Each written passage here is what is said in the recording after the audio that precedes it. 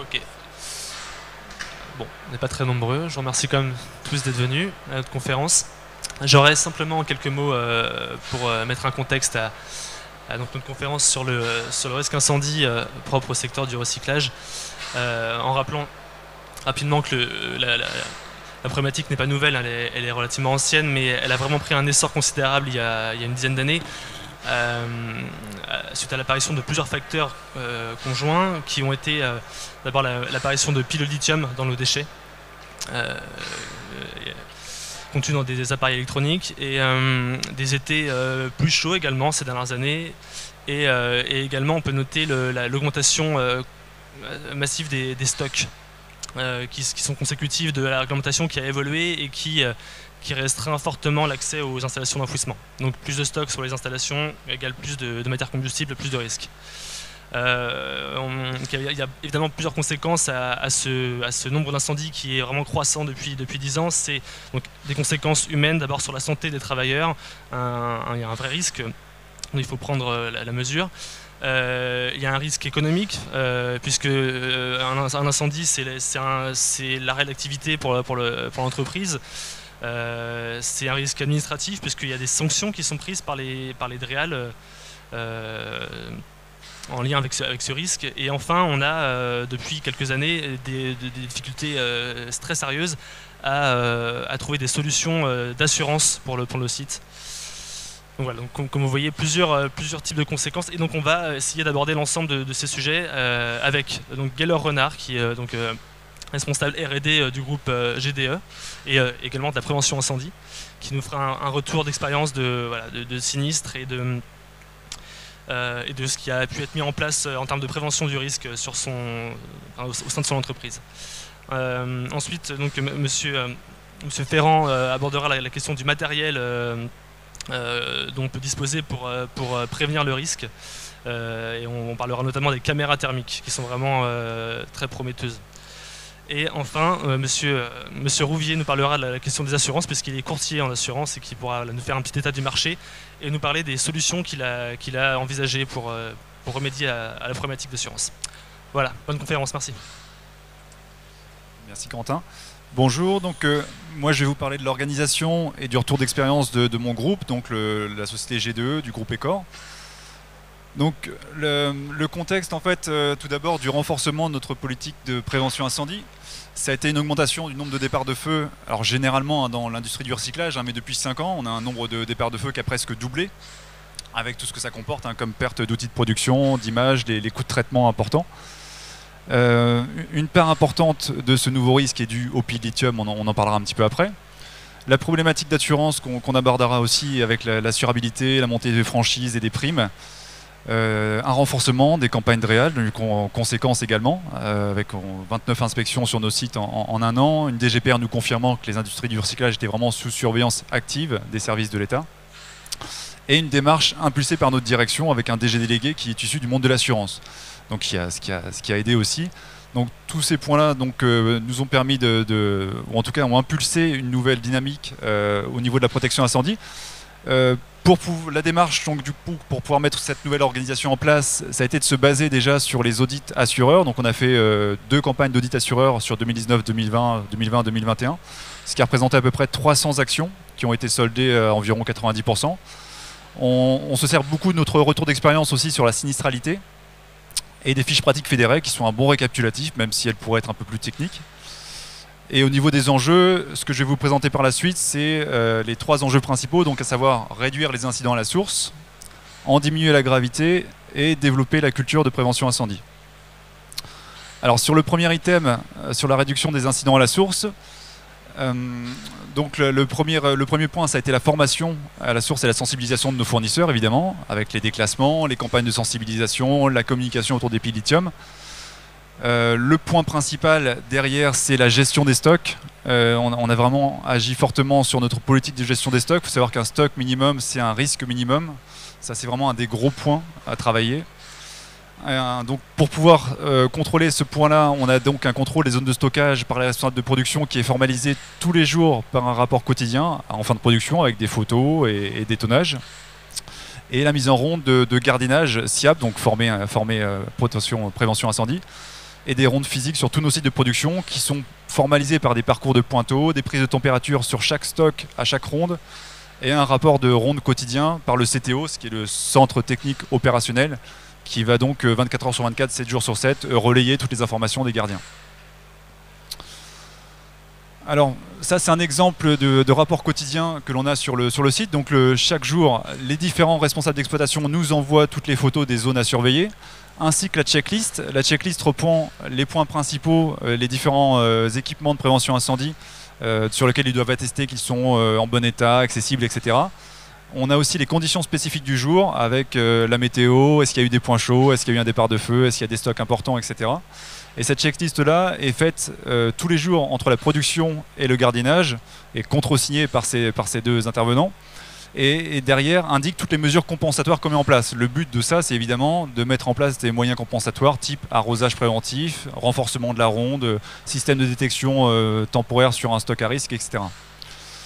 À la suite de ça, donc, le gardien fait sa ronde, il prend des photos sur tous nos stocks, donc à la caméra thermique, environ 60 photos par site et par nuit.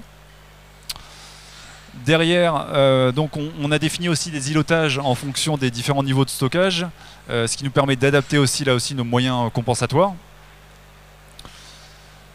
Et là on voit donc un exemple de rapport quotidien. Donc ça c'est le compte rendu que nous fait le CTO tous les matins sur chaque site par rapport à la ronde du gardien. On voit les différentes prises de température, les différentes heures de passage.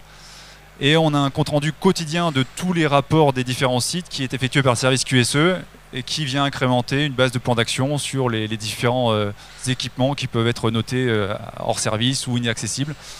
Et derrière, ce compte rendu-là est rebasculé à l'ensemble de la direction. Donc le deuxième point, c'est de maîtriser les incidents. Pour maîtriser les incidents, on a développé notre surveillance avec des moyens de surveillance sur toutes les zones à risque, que ce soit sur nos locaux techniques, avec tout ce qui est détection, extinction, inertage, sur tous nos bâtiments avec des stocks sensibles. On a mis en place de la détection de flammes, de fumée, des systèmes type sprinklage, et sur nos stocks extérieurs avec les caméras thermiques. On a eu un investissement d'environ 1,5 million sur l'année écoulée. On voit des exemples de ce qu'on a pu installer en dessous, détection, extinction, caméra, et puis les caméras portatives qu'utilisent les gardiens.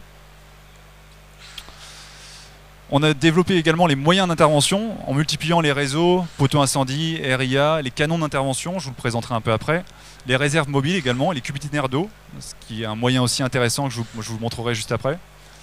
Donc tous ces moyens-là, évidemment, on les a mis en place, mais il faut les contrôler régulièrement. Donc ça fait partie de la checklist. Une quinzaine de points à contrôler concernent ces équipements complémentaires qui ont été mis en place.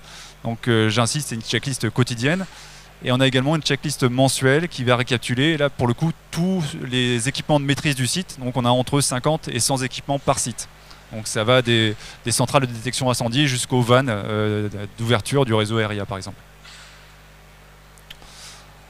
Alors ça c'est un exemple de moyen d'intervention complémentaire, donc les canons. Donc ça c'est un équipement qui est assez intéressant parce que c'est des canons qui sont en eau directement et qui ont du coup un débit et une pression comparables, voire supérieurs à ceux d'un poteau incendie.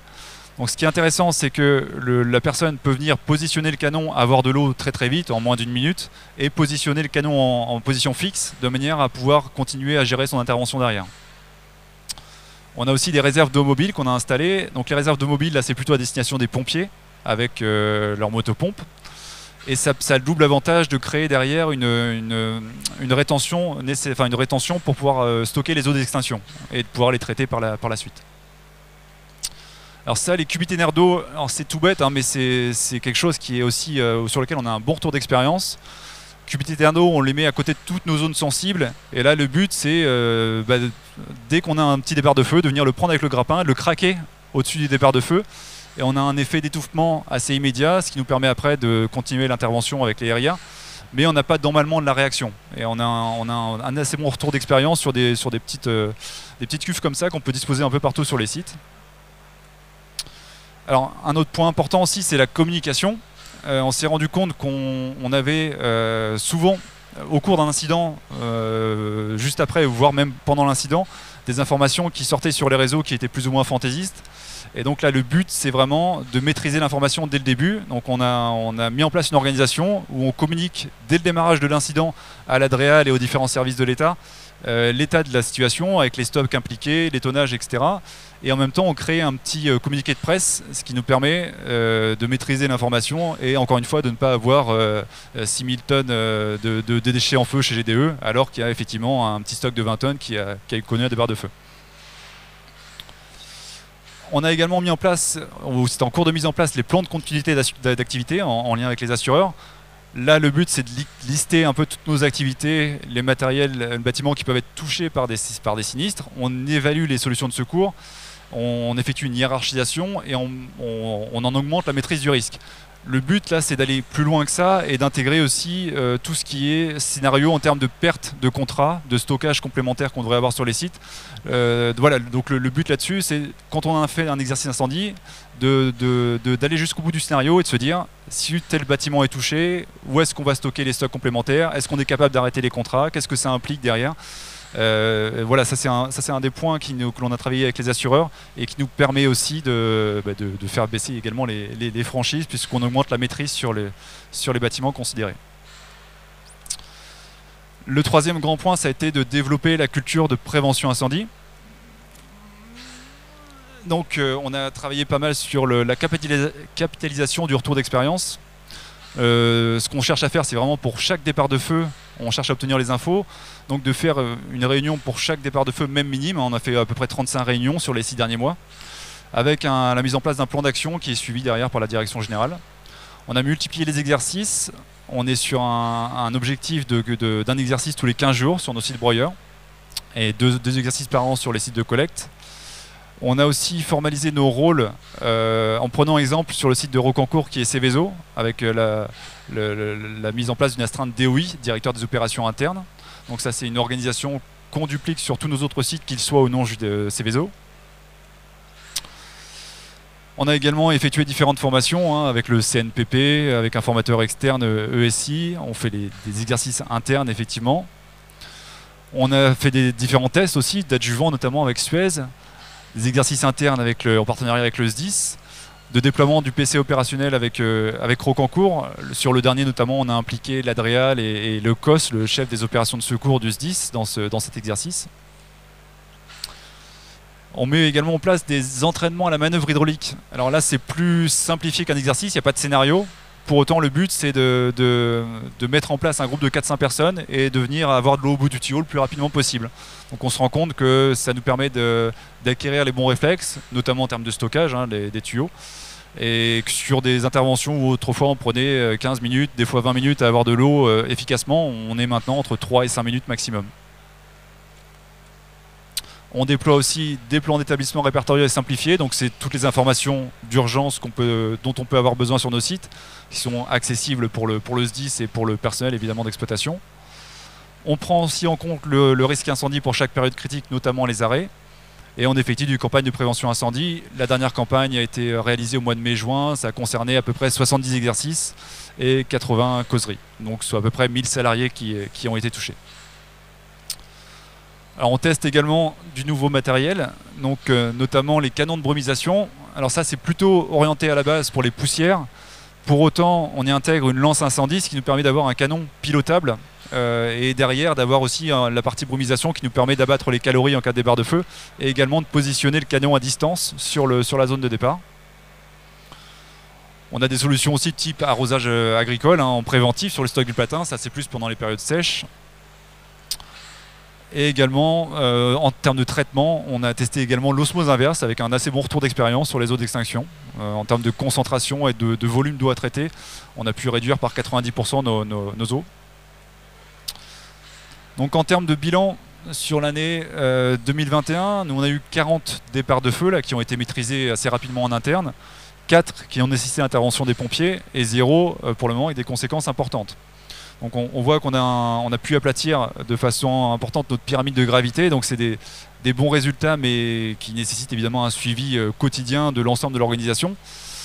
Mais effectivement c'est des résultats qui sont remis en cause aussi par les nouveaux risques comme l'épilithium, donc qui sont responsables, détectés ou suspectés d'à peu près 40% des départs de feu sur l'année écoulée, avec une évolution vraiment exponentielle. C'est un sujet qu'on prend vraiment au sérieux parce qu'on a de plus en plus de batteries, que ce soit les vélos, les trottinettes, etc.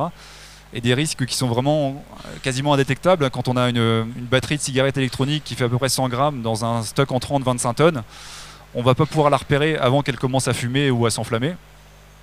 Et donc voilà, on estime que ça mérite, en plus des actions qu'on mène chez nous, une action aussi conséquente de la part des pouvoirs publics, un travail de communication fort auprès du grand public pour informer des conséquences d'un mauvais geste de tri, que ce soit en termes de sécurité de notre personnel, mais aussi en termes d'exploitation et de préservation de notre outil de travail. Merci.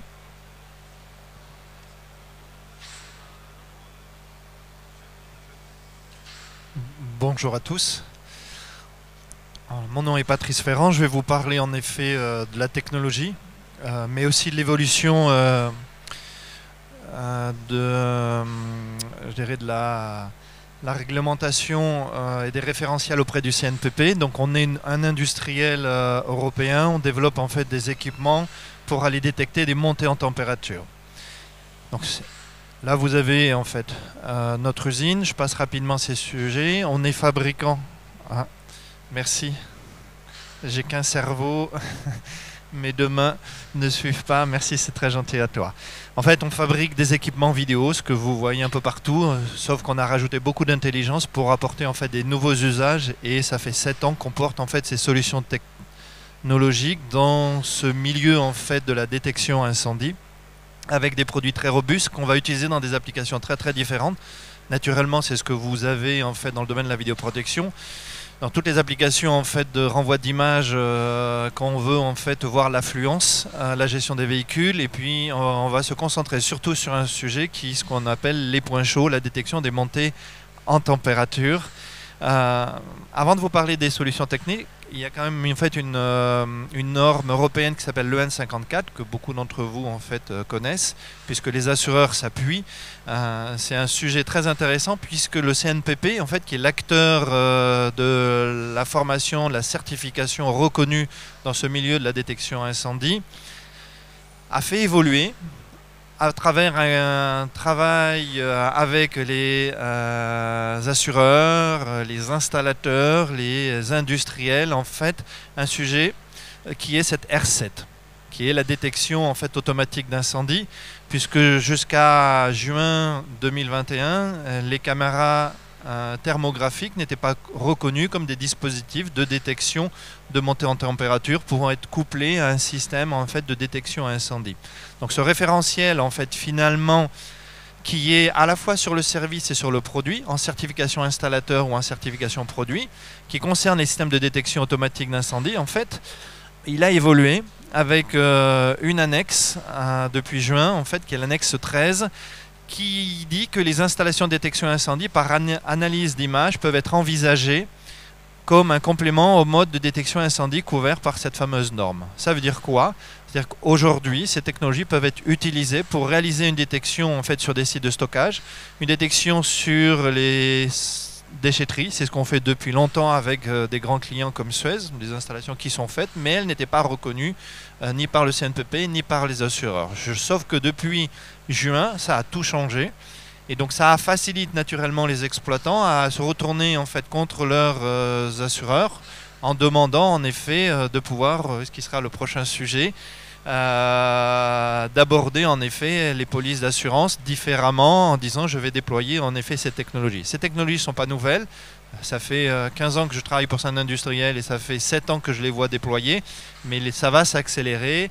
Alors ce qui est très intéressant, c'est que cette technologie, l'objet de ce document, couvre en fait deux types de systèmes, ce qu'on appelle la détection de fumée et la détection de flamme, et surtout un autre sujet qui est la détection de chaleur.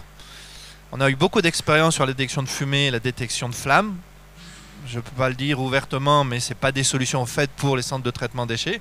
Puisque quand on est dans un environnement en fait, sur lequel il y a le soleil qui réverbère, quand il y a des canettes de coca en fait, qui impactent, ben, vous pouvez imaginer que l'analyse intelligente n'est pas aussi intelligente que l'humain. Donc à partir de là, on va plutôt travailler sur des technologies en fait, de détection de la chaleur et je vais vous expliquer ce qu'est. Alors, ça va permettre de couvrir des sujets très très différents. On est bien synchrone, merci. C'est détecter et signaler en fait ces incendies à un stade précoce. On sait qu'en fait, quand le feu est parti bah, il faut l'avoir détecté peut-être un peu avant, puisque l'humain doit agir vite. L'humain, il est aussi sur le site pour d'autres choses. Il n'est pas là uniquement pour surveiller une montée en température. Donc on va utiliser ces dispositifs. Et la petite vidéo que je vais vous montrer derrière, en fait, que je vais lancer. Donc vous avez... Oui, bon, je vais vous expliquer la vidéo, c'est pas grave. Vous avez des fenêtres en effet de détection. Ces fenêtres, finalement, sur chaque pixel, on met un niveau de température. Et à partir de ce seuil de température, on va déclencher une alarme. On va peut-être juste appuyer. Donc vous voyez, il y a différentes fenêtres avec des seuils. Quand la barre est blanche, ben, il n'y a pas de détection. Et plus on va aller sur ce niveau de température, et là, on va déclencher.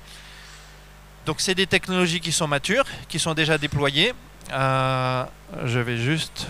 On va continuer juste à appuyer, c'est pas grave s'il n'y a pas la vidéo. Hop, voilà. Ah, on va revenir juste. Hein, il a dû la lancer, pardon, c'est moi qui... Bon, c'est pas grave, on va avancer. En fait, cette technologie, le principe, c'est d'utiliser en fait ce qu'on appelle des technologies double optique, puisqu'il faut garder en mémoire que pour les opérateurs, les exploitants qu'il y a derrière, c'est bien d'avoir une image thermique, mais qui n'est pas très compréhensible parce qu'on ne sait pas ce qui part en feu.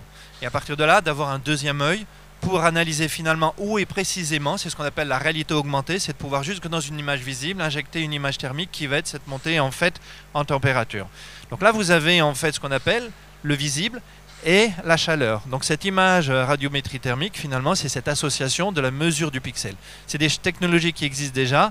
Quand vous voulez faire l'isolation dans votre maison, à un moment donné, vous avez cette fameuse caméra et elle va vous donner en fait finalement là où sont les déperditions, sauf qu'il fallait créer en fait ces technologies pour remonter cette intelligence en fait à l'intérieur.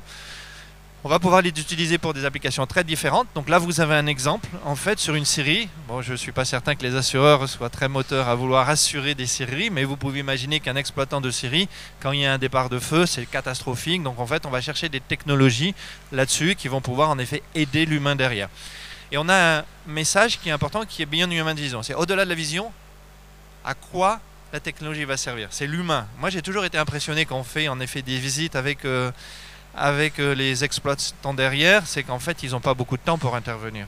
Ils ont 5 minutes pour agir, pour comprendre. Quand je dis même pas, c'est même pas 5 minutes, c'est instantané. Ils doivent en effet comprendre ce qui se passe et ensuite agir derrière. Et je me souviens en fait d'un exemple où c'était un centre de traitement des déchets qui nous expliquait finalement, il était sur un site où il avait 2 casernes de pompiers qui pouvaient intervenir, mais chaque fois, l'une de ces casernes disait non, dites plutôt à mon collègue d'intervenir parce que j'ai bien d'autres occupations. C'est un vrai problème. Donc l'humain derrière, ces technologies aujourd'hui sont là, peuvent être utilisées pour différents. Là, on a en effet ce qu'on appelle les zones de stockage des batteries pour les Fenwick. Ces technologies sont très intéressantes pour ça. Au-delà de la technologie, ce qui est important, c'est que finalement, maintenant, l'humain derrière, il a des outils. Cet outil, c'est des outils informatiques. C'est comment je peux remonter précisément en fait, cette alarme, bien sûr sur le système de détection incendie, mais sur d'autres dispositifs qui peuvent être une diffusion sonore, qui peuvent être une colonne lumineuse, parce que sur un site, il n'y a pas forcément qu'une personne. Ces produits s'intègrent complètement en fait, dans les réseaux informatiques pour apporter des informations complémentaires en fait, aux autres. Donc je donne un exemple. Si sur en fait, un week-end, un centre de traitement de déchets, finalement, il y a très peu de monde autour, bah, l'idée c'est pourquoi je ne pourrais pas remonter des informations à un centre de télésurveillance qu'on fait avec des acteurs, en effet, Stanley, sans leur faire la publicité, qui ont construit des offres de télésurveillance sur des créneaux horaires qui peuvent être la nuit ou en fait le week-end pour remonter en fait des alarmes. Donc ces technologies, aujourd'hui, il y a quand même des challenges. On ne peut pas déployer n'importe quelle technologie, parce que quand on est dans un centre de traitement de déchets, il ne faut pas oublier que quand il y a un véhicule qui se déplace, le pot d'échappement, c'est aussi de la chaleur. Et donc on a en effet des fonctions qui nous permettent d'aller filtrer ces fausses alarmes pour fournir en fait ces vrais sujets. Pour en conclure sur la technologie, l'objectif n'est pas de vous parler de la marque Mobotix. On est très peu à faire en fait ces solutions. Aujourd'hui, vous avez un cadre qui est le CNPP, qui est en fait ce référentiel qui vous permet de déployer ces technologies. À partir de là, faites attention, c'est un métier le traitement de l'image, c'est pas déployé par n'importe qui. Beaucoup se sont testés sur la détection flamme et la détection incendie, la détection de flamme et la détection de fumée. Ça marche pas, je suis désolé de le dire, parce que Qu'est-ce qui se passe en effet quand il y a un peu de rosée? Qu'est-ce qui se passe quand il y a une canette de coca dans un environnement? Qu'est-ce qui se passe? Et donc en fait la mesure de la température qui a été la période des 2 dernières années, vous avez vu voir en fait ces fameuses caméras qui mesurent la température sur le front, c'est la mesure de surface. Voilà ce que je voulais dire. J'arrête de parler et je passe le micro à mon voisin.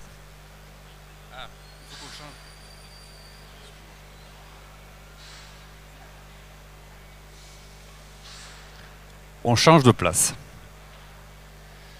Par contre, je ne maîtrise pas la technologie. Comment on lance le... Voilà.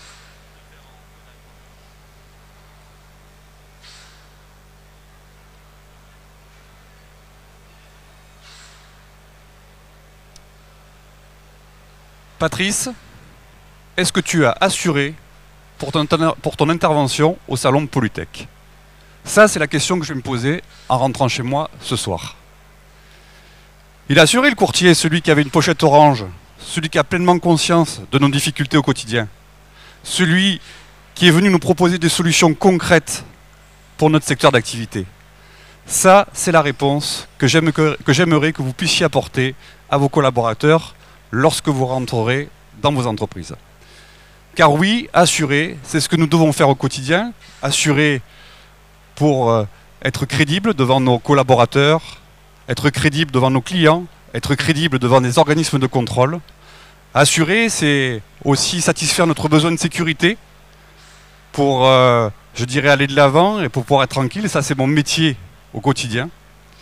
Et assurer aussi, en alpinisme, c'est aider l'autre à avancer et surtout le rattraper s'il tombe.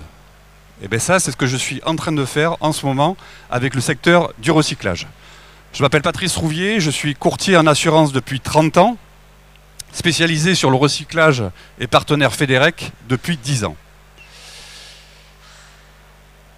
Le recyclage est un maillon essentiel de la chaîne écologique. Et pour autant, il représente un risque pour l'environnement. Et qui dit risque pour un assureur dit bien entendu une analyse spécifique et surtout une sélection. Là, si on peut passer au slide suivant. Voilà. Aujourd'hui, on constate que sur le marché, pratiquement plus aucune compagnie d'assurance traditionnelle française n'accepte de garantir un recycleur. C'est un interdit de souscription dans la majorité des compagnies que sont Allianz, MMA, Generali, Groupama, etc. Il n'y a que AXA qui accepte encore de garantir certains recycleurs sous réserve que tout le site soit entièrement sprinklé, ce qui représente des investissements colossaux que peu de personnes peuvent se permettre. Alors pourquoi cette situation et comment on en est arrivé là? C'est le graphique que vous avez derrière moi. C'est à cause bien entendu de la sinistralité, on l'a évoqué. Juste 2 chiffres pour vous donner un petit peu des indications. Le premier, c'est la fréquence. La fréquence des sinistres a pratiquement doublé en seulement 5 ans. Et deuxième point, un sinistre risque industriel sur 4 représente le secteur du recyclage, alors que le chiffre d'affaires de cette branche ne représente que 3% dans les comptes d'exploitation des compagnies. Vous comprendrez bien que, de ce fait, ce qu'on appelle leur ratio technique de sinistre à prime est largement déficitaire.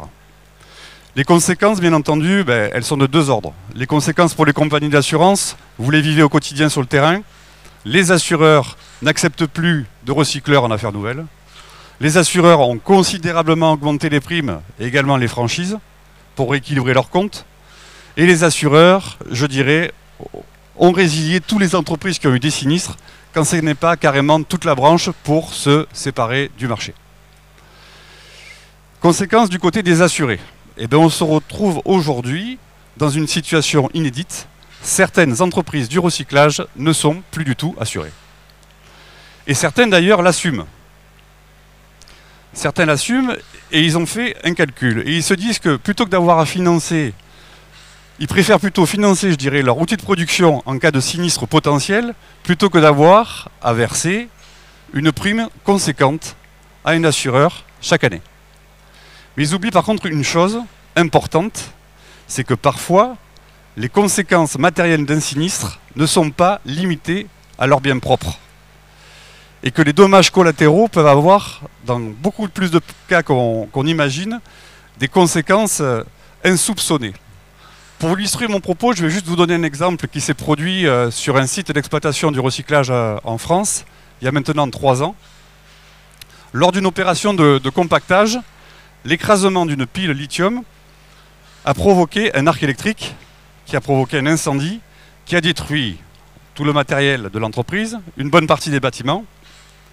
Mais plus grave encore, l'émanation des fumées s'est propagée sur la zone commerciale voisine, qui a été interdite d'accès pendant plus d'une journée. Dans l'exemple que je viens de vous citer, les conséquences des pertes financières, ce qu'on appelle nous assureurs les recours des voisins et des tiers, a été bien plus importante que les dommages matériels sur le site de l'entreprise. Alors que faire ? Je ne vous parlerai pas volontairement de la solution exotique qui existe auprès des assureurs étrangers que sont les Anglais, le Liechtenstein et autres, parce qu'on sait que la gestion des sinistres pose souvent problème. Ce que je peux vous proposer aujourd'hui, c'est de vous parler d'une solution qui est unique et que j'ai mise en place avec mon cabinet de courtage qui s'appelle RCCA et en partenariat avec NovaCover, qui est un assureur français. Voilà derrière moi le montage. En fait, c'est un souscripteur qui travaille au sein de la mutualité française et qui traite en direct avec un réassureur qui est le premier mondial, Suisse Re. Et on étudie les dossiers au cas par cas. Donc l'efficacité en fait, de cette solution, elle repose sur un principe qui est tout simple et 2 conditions essentielles. Le premier, c'est une connaissance parfaite du site que l'on doit assurer. Ça passe donc par une visite de risque systématique et qui débouche sur une analyse de la prévention incendie qui est ciblée sur l'entreprise. Pour ce faire, on se fait d'ailleurs assister de l'expertise du cabinet OptiRisque, qui est d'ailleurs plébiscité par Federec. Et à l'issue de cette analyse, on construit ensemble un plan de prévention qui est spécifique à l'activité de l'entreprise et qui est le fruit d'un partage de bonnes expériences de la profession. Alors ça peut être, on l'a évoqué, notamment une meilleure analyse des flux entrants pour isoler les risques, notamment les batteries lithium à l'entrée, en les mettant dans des fûts isolés par de la vermiculite. Ça peut être du compartimentage avec des murs qui sont faits avec des blocs béton. Et ça peut être, comme l'a dit mon prédécesseur, l'installation de caméras thermiques sur des zones sensibles afin de détecter un départ de feu. Le deuxième point, c'est qu'on fait, comme je vous l'ai dit, une analyse spécifique et qui répond vraiment aux besoins de l'entreprise. Et là, on fait du sur-mesure. C'est-à-dire que si jamais je rencontre un chef d'entreprise qui me dit « Moi, je peux très bien, j'ai la capacité financière de m'auto-assurer », notre analyse peut très bien porter sur uniquement le montant de la garantie nécessaire pour faire face au recours des voisins et des tiers, pour revenir à l'exemple que je vous ai cité tout à l'heure. Bien entendu, on peut proposer des solutions plus complètes, comme les multirisques de type incendie, catastrophe naturelle, dégâts des eaux, avec également la perte d'exploitation de l'entreprise. Si on peut passer. Ça, vous me direz, ça existe déjà, c'est ce que vous avez dans vos entreprises. Par contre, ce qu'on veut mettre en place, c'est surtout un système nouveau. L'objectif à terme, c'est de recueillir un nombre suffisant d'entreprises du recyclage de taille homogène, de sorte à créer une mutualisation du risque. C'est le programme qu'on a appelé Nova Mutual. En quoi ça consiste? Une partie de la prime que vous versez va être affectée à une réserve qui va servir à financer les petits sinistres jusqu'à épuisement du fonds. Et tout ça sans faire appel à la compagnie d'assurance. De ce fait, à terme, je dirais, la compagnie va retrouver un équilibre technique plus important et on va pouvoir renégocier une baisse des primes. Ce système d'ailleurs, je suis allé un peu vite mais bon, il faut passer à la fin. Ce système existe déjà dans la grande distribution. On passe aussi. Voilà. Ça a été le cas du mouvement Leclerc. Et donc on le retrouve aussi dans d'autres branches d'activité, par exemple sur les flottes automobiles des grands groupes qui fonctionnent sur ce schéma. Donc l'idée, c'est de le déployer à votre secteur d'activité, le recyclage. Votre secteur d'activité est au cœur de la transition écologique, qui a connu une évolution considérable au cours de ces 10 dernières années. Cette évolution, c'est vrai, a été peut-être un peu trop rapide et elle s'est accompagnée de l'apparition de nouveaux risques qui ne sont pas encore complètement maîtrisés.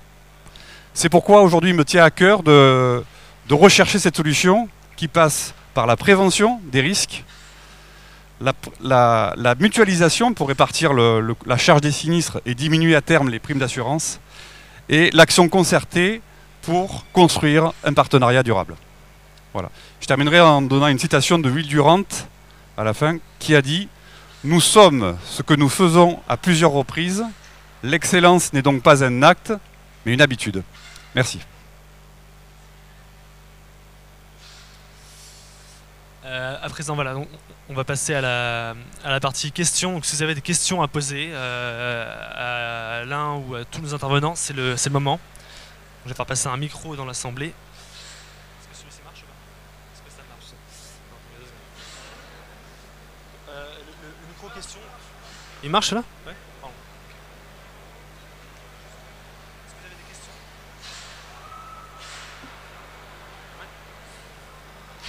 Bonjour à tous, je suis journaliste au service économie de l'AFP. J'ai une question pour vous, Monsieur Renard. Est-ce que vous pourriez expliquer l'enjeu des batteries lithium et pourquoi est-ce que ça pose autant de problèmes? La problématique avec les batteries lithium, c'est le fait de pouvoir les détecter en amont. Alors, la majorité des batteries vont quand même dans une filière qui est déterminée. On a des solutions de traitement pour les batteries lithium. Simplement, nous, on est recycleurs, donc on collecte les ferrailles en mélange et également les VHU, les véhicules hors d'usage.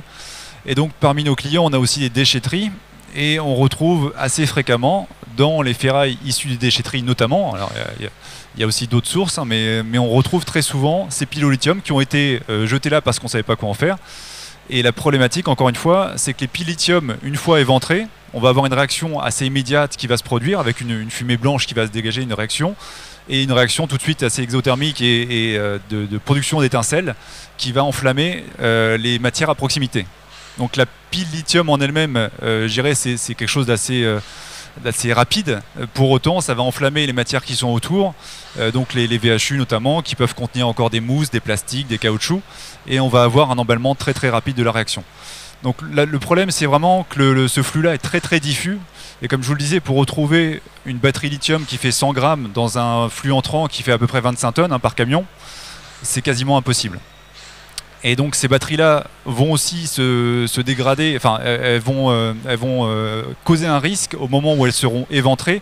Et la problématique, c'est que ça peut se poser aussi à différentes étapes de notre process, que ce soit à l'entrée ou que ce soit dans les étapes de post-traitement. On voit même des batteries lithium qui se dégradent plusieurs étapes après le broyage, mais dans les étapes de post-traitement, donc dans nos installations par exemple après flottation, où on estime qu'il y a beaucoup moins de risques. Maintenant, on a des nouveaux risques qui apparaissent sur ces fractions-là parce qu'on a un déclenchement de départ de feu sur des piles lithium.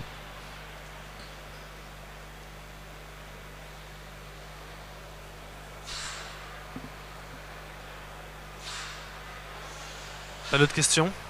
Ouais. Bon. À ce moment-là, je vous remercie tous et puis particulièrement nos intervenants qui ont été brillants. Merci beaucoup. Voilà. On sera sur le stand fédéral encore un petit moment si vous voulez venir nous parler ensuite. Est-ce que je peux me permettre de vous demander vos contacts, puisque du coup j'ai récupéré les vôtres à la fin de notre présentation. Et si je peux me permettre de vous appeler au cours de la journée. Merci beaucoup. Top.